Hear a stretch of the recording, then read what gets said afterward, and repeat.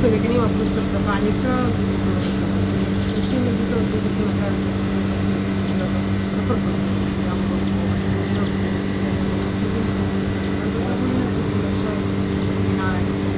Да. Морбидитетот и морталитетот на болеста е сериозен, значи оние кои ќе се разболат, значаен процент од нив може да завршат и со фатален исход.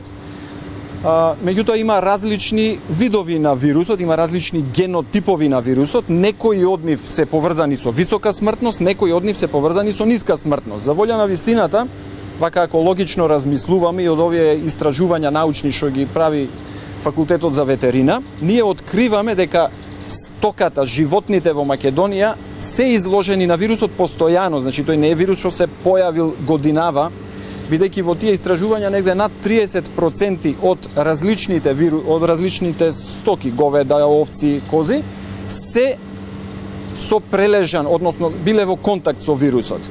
Меѓутоа немаме информации за хоспитализирани случаи од предизвикани од овој вирус, што значи дека вирусот е тука, меѓутоа можно е да е она поблага варијанта циркулира низ стоката, така да луѓето не стигнуваат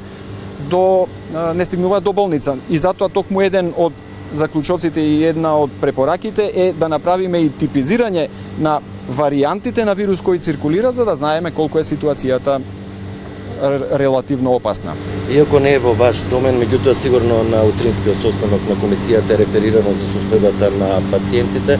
Во каква состојба е третиот случај, болничарката, Велешанецот и болничарката? Болничарката е во сосем добра состојба.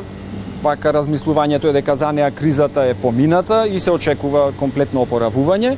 Третиот пациент, рибарот од Велес, е во добра состојба во моментот, меѓутоа има уште неколку дена во кои може да се случи промена. Се надеваме дека до тоа нема да дојде и повторно доколку дојде до влошување на состојбата, терапијата е тука, така што исто се надеваме на добар развој и тука.